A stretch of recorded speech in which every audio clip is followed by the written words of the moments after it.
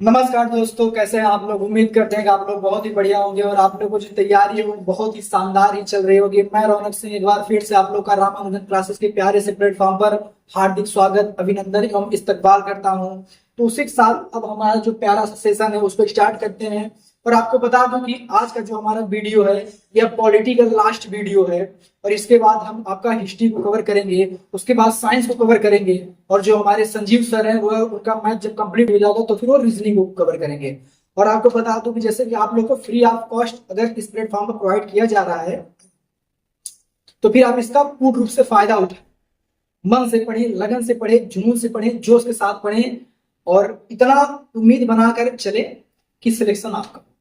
क्योंकि आपको बताओ कि इंसान का जीतने का, इंसान का विजयी होने का सबसे बड़ा अर्थ उसका यही होता है कि उसको सेल्फ मोटिवेटेड होना पड़ेगा, कि उसको खुद से जज्बा बनाना रखना पड़ेगा कि उसका ही सिलेक्शन होगा। तो बस इसी के साथ हम लोग अपना सेशन स्टार्ट करते हैं। तो चलिए आगे देखते हैं। इससे पहले वाले वीडियो हम लोग सारे के सारे कंसेप्ट क्लियर कर चुके हैं। अब उसके बाद हमारा जो आज का कंटेंट है वह हमारा कैग है। कैग क्या होता है? इसको बोलते हैं कि कंट्रोलर एंड ऑडिट जनरल। इसको हिंदी में बोलते हैं कि भारत का नियंत्रक एवं महालेखा परीक्षक। इनका कार्य क्या होता है? इनका कार्य यह होता है कि यह भारत के आय और व्यय के विवरण का जांच रखते हैं कि जो भारत सरकार, किस प्रकार से भारत सरकार पैसे आ रहे हैं, किस प्रकार से भारत सरकार पैसा खर्च कर रही है। उनका जो यही कार्य है जो कि हमारा भारत के नियंत्रक एवं महालेखा परीक्षक देखते हैं। अब उसके बाद हम आगे देखते हैं। अब इसमें हम यह देखते हैं कि आर्टिकल 148 में जो भारत का नियंत्रक एवं महालेखा परीक्षक है वह दो भाग में कार्य करते हैं। पहला तो भाग यह होता है कि लेखा परीक्षण। लेखा परीक्षण यह होता है कि जो भारत का नियंत्रक एवं महालेखा परीक्षक होंगे वह केंद्र स्तर पर देखेंगे कि किस प्रकार से आय और व्यय का विवरण हो रहा है। और जो लेखांकन होता है यह राज्य स्तर पर, यानी कि जो भारत का नियंत्रक एवं महालेखा परीक्षक होते हैं यह दो भाग में डिवाइड हो जाते हैं। पहला होता है लेखा परीक्षण और दूसरा होता है लेखांकन। तो जो यह लेखा परीक्षण होता है यह केंद्र स्तर पर देखा जाता है कि केंद्र स्तर पर जो सरकार है वह किस प्रकार से आय और व्यय कर रही हैं। और जो लेखांकन है इसमें यह देखा जाता है कि किस प्रकार से राज्य स्तर आय व्यय कर रही है। उम्मीद करते हैं आप लोग के सारे कंसेप्ट बहुत ही आराम से, आसानी से समझ में आ रहे होंगे। अगर आप लोग को वीडियो अच्छी लग रही होगी तो इसको लाइक कर दीजिए और ज्यादा से ज्यादा अपने दोस्तों में शेयर कर दीजिए, क्योंकि आपके साथ साथ वो भी इसका बेनिफिट उठा सकते। ठीक है, चलिए बात। अब इसके बाद हम लोग देखते हैं कि इनका नियुक्ति कौन करता है। तो आपको बता दूं कि जो भारत के नियंत्रक एवं महालेखा परीक्षक होते हैं इनका नियुक्ति राष्ट्रपति करते हैं। और इनका कार्यकाल कितना होता है? तो इनका कार्यकाल 6 वर्ष होता है या फिर 65 वर्ष। तो अब जो भी पहले आ जाए तो इनका कार्यकाल समाप्त हो जाए। अगर कोई भी जो व्यक्ति है जो कि 62 साल का, उसको भारत का नियंत्रक एवं महालेखा परीक्षक बना दिया गया है, तो ऐसा नहीं है कि वह 6 साल तक रहेगा, वह 65 साल में वह रिटायर हो जाएगा। या फिर ऐसा केसेस आता है कि अगर व्यक्ति 40-45 साल का है तो फिर उसको आराम से 6 वर्ष तक वह भारत का नियंत्रक एवं महालेखा परीक्षक बना। इनका नियुक्ति कौन करता है? तो उनका जो नियुक्ति रहता है वह राष्ट्रपति का। अब उसके बाद देखते हैं कि अनुच्छेद 150 के बताता है कि लेखाओं का प्रारूप, यानी कि जो लेखा रूप होता है किस प्रकार से प्रारूप बनता है। तो लेखाओं का प्रारूप ऐसे बनता है कि जो हमारे भारत के नियंत्रक एवं महालेखा परीक्षक होंगे यह एक रिपोर्ट तैयार करेंगे और यह रिपोर्ट राष्ट्रपति को दिया जाएगा। फिर राष्ट्रपति इसका कार्रवाई करके संसद में पेश करते हैं। ठीक इसी प्रकार से केंद्र स्तर पर होता है और ठीक इसी प्रकार से राज्य स्तर पर होता है। बशर्ते डिफरेंट इतना रहता है कि केंद्र स्तर पर राष्ट्रपति संसद में प्रस्तुत करता है और राज्य स्तर पर राज्यपाल राज्य विधानमंडल में प्रस्तुत करता है। तो यही होता है लेखाओं का प्रारूप, कि एक लेखा बनता है, लेखा जोखा, उसका प्रारूप तैयार किया जाता है। फिर प्रारूप जो होता है वह राष्ट्रपति के दिया जाता है, फिर राष्ट्रपति उसका कार्रवाई करके फिर संसद में प्रस्तुत करते हैं। अब उसके बाद देखते हैं कैग। जो प्रथम कैग बने थे वह थे भी नरहरि राव। प्रथम जो कैग बनने वाले व्यक्ति का नाम था भी नरहरि राव, और जो वर्तमान में वह है गिरीश चंद्र मुर्मू, यानी कि प्रथम ये रवि के गिरीश चंद्र मुर्मू। अब उसके बाद हम देखते हैं कि केंद्र व राज्य में वित्तीय संबंध। आप लोगों को कैग की सारी बातें समझ में आ गई होंगी। एक बार फिर से आपको रिवाइज करा दूं कि जो कैग होता है इनको भारत का नियंत्रक एवं महालेखा परीक्षक भी कहते हैं। और इसका फुल फॉर्म होता है कंप्ट्रोलर एंड ऑडिट जनरल। इनका जो नियुक्ति होता है यह राष्ट्रपति करता है। इनका जो कार्यकाल रहता है यह 6 वर्ष रहता है या 65 वर्ष तक रहता है। और इनका हटाने की प्रक्रिया क्या है? इनको सुप्रीम कोर्ट या हाई कोर्ट को जिस प्रकार से हटाया जाता है ठीक इसी प्रकार से इनको हटाया। उसके बाद इसमें क्या होता है, लेखाओं का प्रारूप होता है। फिर इसके बाद हम लोग ये भी देख लें कि प्रथम कैग जो थे वो भी नरहरि राव है और वर्तमान में गिरीश चंद्र मुर्मू। अब इसके बाद हम लोग देखते हैं केंद्र व राज्य में वित्तीय संबंध। अब वित्तीय संबंध में क्या होता है, तो इसमें हम यह देखते हैं कि अनुच्छेद 266 अनुच्छेद 266 में यह बताया गया है भारत की संचित निधि और राज्य की संचित निधि, यानी जो भारत की संचित निधि और राज्य की संचित निधि का जो भी जानकारियां हमें मिलती हैं वो हमारा आर्टिकल 266 से मिलता है। अब उसके बाद हम लोग देखते हैं कि 267 इसमें क्या होता है, आकस्मिक निधि। आकस्मिक निधि यह होता है कि भारत सरकार जैसे कि निधि यानी जो पैसा इकट्ठा किया जाता है उसको निधि। पहला तो केंद्र स्तर पर भारत का संचित निधि होगा और राज्य स्तर पर राज्य का संचित निधि होगा। उसी के शासन एक आकस्मिक निधि भी होगा। भारत के संचित निधि में क्या होता है कि सामान्य परिस्थिति में भी आप पैसा निकाल सकते हैं, परंतु जब आकस्मिक जब कुछ दिक्कतें होती हैं, परेशानियां होती हैं, तो फिर क्या होता है कि आकस्मिक निधि से पैसा निकाला जाए। तो आकस्मिक निधि में जैसे कि कोई भी तूफान आ गया, बाढ़ वगैरह आ गया, यानी कोई भी इमरजेंसी वाला केसेस आ गया, तो उस वक्त आकस्मिक निधि का प्रयोग किया जाता है। तो आकस्मिक निधि का जो प्रयोग किया जाता है वह राष्ट्रपति की अनुमति के साथ ही किया जाता है। बिना राष्ट्रपति की अनुमति से आकस्मिक निधि में से पैसा नहीं निकाला जा सकता। तो अब आगे देखो, फिर आर्टिकल 265 यह बताता है कि कर लगाना, टैक्स लगाना, यानी कि किस प्रकार से वस्तुओं पर टैक्स लगाया जाए, यह हमारा 265 में बताया गया। अब उसी के साथ हम लोग देखते हैं कि 261 में 271 में यह बताता है कि संघ के प्रायोजन की। अब इसमें क्या होता है बड़े भैया, इसमें यह होता है कि केंद्र तो किसी वस्तु पर कर लगाते हैं, जी बिल्कुल। अब इसमें क्या होता है कि जब केंद्र को लगता है कि इस वस्तु पर थोड़ा सा कर और बढ़ा दिया जाए, यानी कि वो अपने लाभ के लिए किसी भी वस्तु पर थोड़ा सा और कर बढ़ा देना ही, यह हमारा 271 में बताया गया है कि जो केंद्र होता है वह किसी भी वस्तु का जो कर होता है वह थोड़ा सा बढ़ा दिया जाता है, इसी को अधिभार बोलते हैं।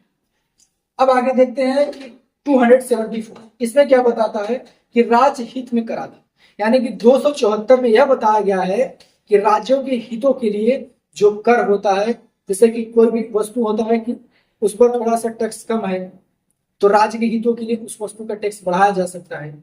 तो यह हमारा अनुच्छेद 274 बताता है। अब उसके बाद देखते हैं अनुच्छेद 275। अनुच्छेद 275 यह बताता है कि राज्य की सहायता के लिए अनुदान, यानी कि जो राष्ट्रपति होगा वह राज्य की सहायता के लिए कुछ ना कुछ पैसे दे सकता है, अनुदान दे सकता है, यह बताता है हमारा 275। अब उसके बाद हम लोग देखते हैं 285 में यह बताता है कि संघ की संपत्तियों पर राज्य के करों से मुक्ति, यानी कि बड़े भैया 285 में यह बताता है कि संघ अपनी वस्तुओं पर कर लगाएंगे, राज्य अपने वस्तुओं पर।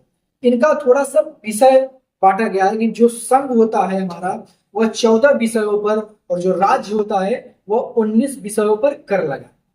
तो यानी कि संघ का कर लगाने की शक्तियां अलग होती हैं और राज्य की कर लगाने की शक्तियां अलग होती हैं।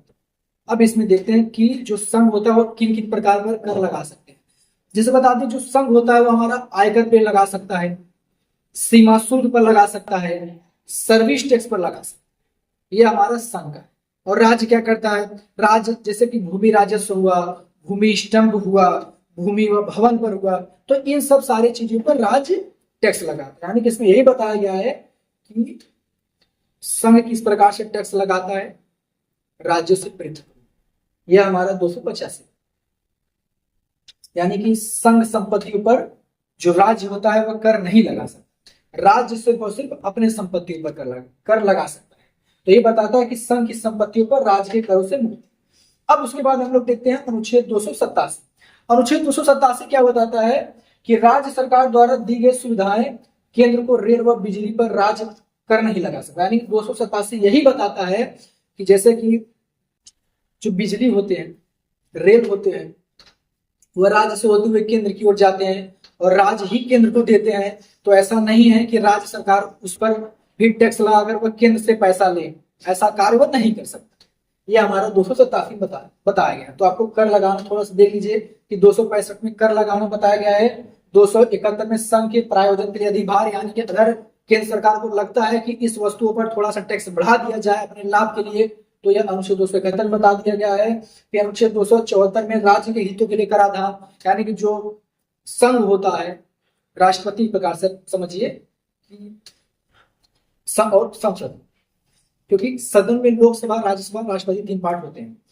तो संसद जो होता है वो राज्य के हितों के लिए कराधान लगा सकता है, कर बढ़ा सकता है। फिर आगे देखते हैं 285 में संघ की संपत्तियों पर राज्य के करों से मुक्ति, यानी कि जो संघ की शक्तियां हैं उस पर राज्यपाल, जो राज्य होते हैं, राज्य के विधानमंडल होते हैं, वह कर नहीं लगा सकते।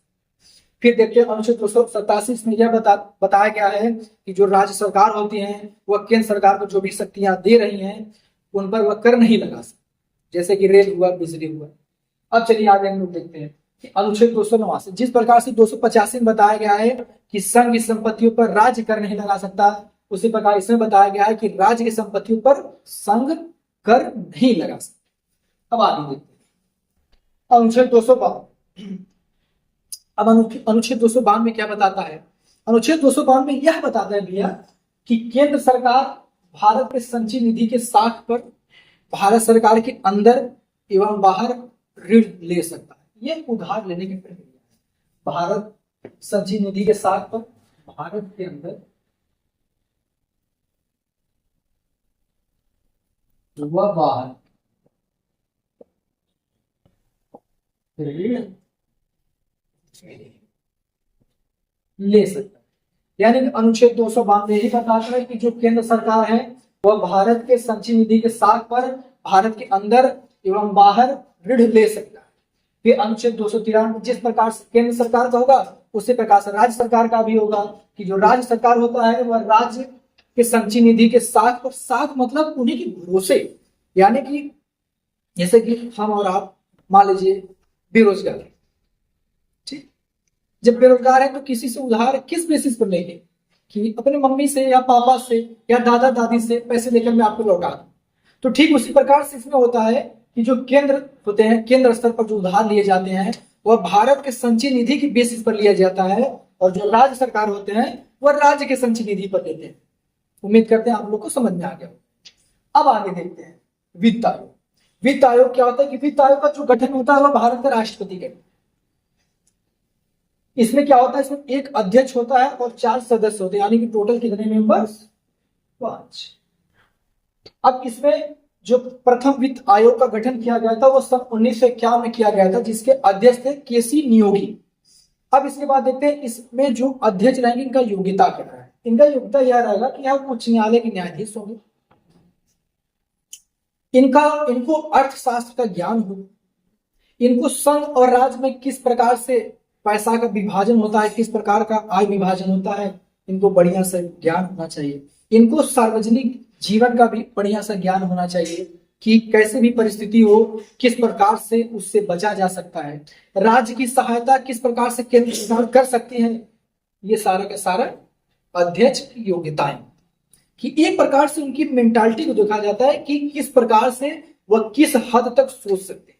ऐसा तो नहीं है कि हमेशा परिस्थिति एक रूप रहेंगे, परिस्थिति असमान भी हो सकती है। तो असमान परिस्थिति को किस प्रकार से अपने आप को हैंडल करते हैं वैसे बता। उसके बाद हम लोग देखते हैं पार्ट 14, भाग 14। भाग 14 में क्या बताया गया है? अब हम लोग इसमें यह देखेंगे कि हम लोग 3 नाम सुने हैं। एक तो सुने यूपीएससी, एक सुने हैं एसपीएससी, एक होता है जेपीएससी। यूपीएससी में होता है कि यूनियन पब्लिक सर्विस कमीशन।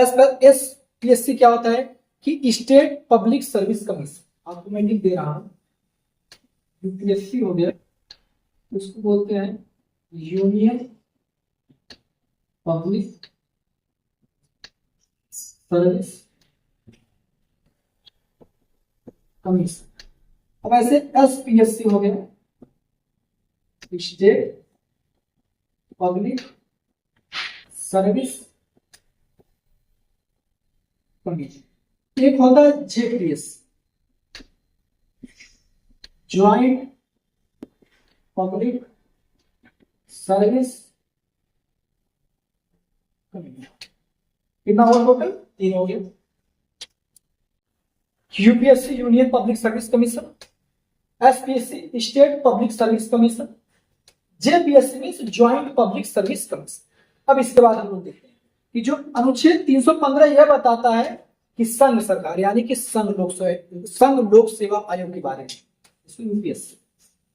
और दूसरा होता है राज्य सरकार, जो कि होता है स्टेट पब्लिक सर्विस कमीशन, वह राज्य लोक सेवा आयोग, यानी कि संघ लोक सेवा आयोग और राज्य लोक सेवा आयोग जो बताया गया है वह हमारे अनुच्छेद 315 में बताया गया। अब उसके बाद देखते हैं, अब अनुच्छेद 318 में यह बताया गया है कि सदस्यों की संख्या की जो इनकी नियुक्ति होती है वह राष्ट्रपति करता है।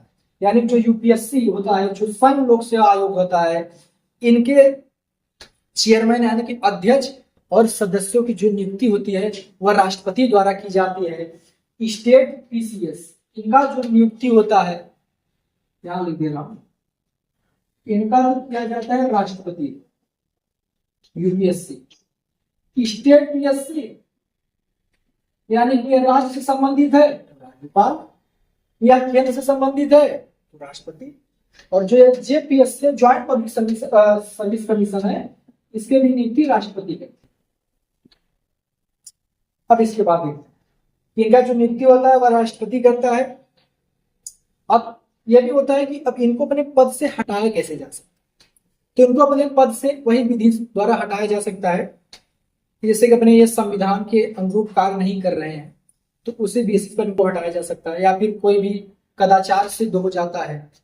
और इनका जो जांच करता है वह हमेशा सुप्रीम कोर्ट ही करता है। जो संघ लोक सेवा आयोग हुआ, राज्य लोक सेवा आयोग हुआ, ज्वाइंट पब्लिक सर्विस कमीशन हुआ, इनका जो जांच होता है वह सुप्रीम कोर्ट द्वारा ही होता है, वह सर्वोच्च न्यायालय द्वारा ही होता है, ना कि उच्च न्यायालय। अब आगे देखते हैं, अब देखते हैं अनुच्छेद 321। अनुच्छेद 321 में यह बताता है कि संघ एवं राज्य विधानमंडल यूपीएससी एसपीएससी के अतिरिक्त कार्य दे सकते।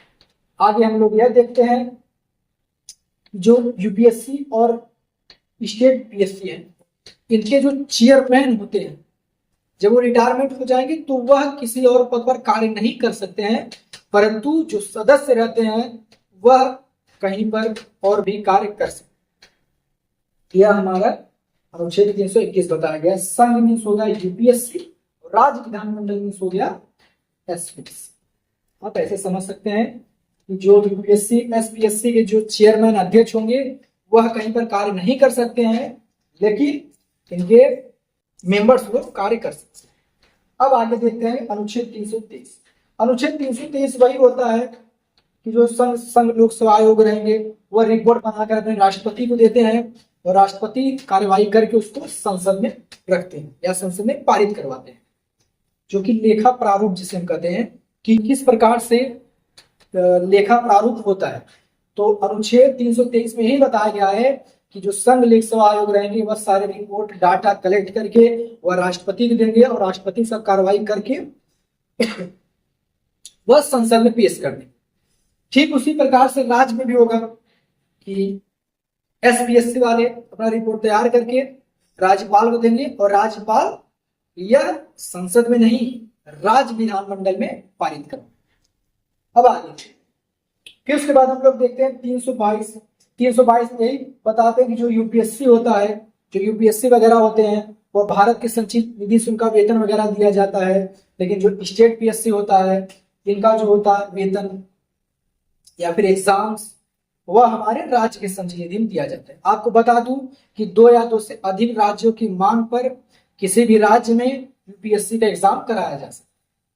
अब उसके बाद आगे देखते हैं आर्टिकल 330, इसमें यह बताया गया कि लोकसभा में सीटों का आरक्षण किसको? एससी और एसटी। और उसके बाद विधानसभा में सीटों का आरक्षण 332।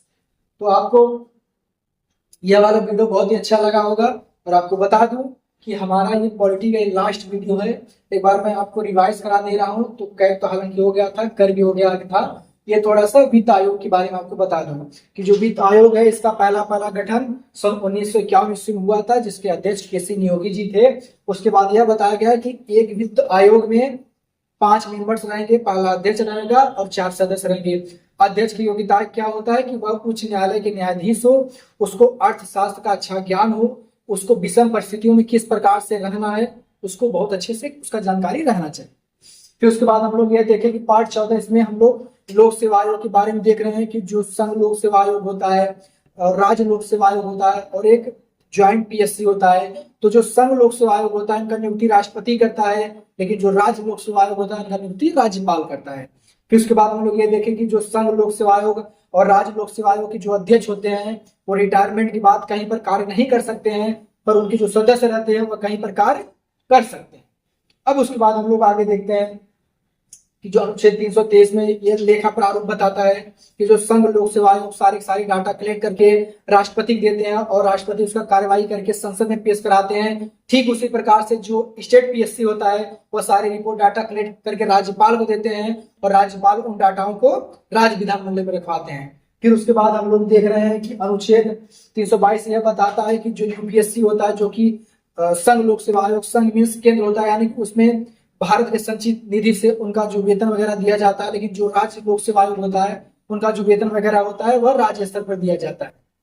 और उसके बाद हम लोग देखते हैं 330 में हम लोग लोकसभा का सीटों का आरक्षण देखते हैं कि एससी एसटी को किस प्रकार से आरक्षण दिया जाता है। और 332 में विधानसभा सीटों का आरक्षण, यानी कि 330 में लोकसभा की सीटों का आरक्षण और 332 में विधानसभा सीटों का आरक्षण।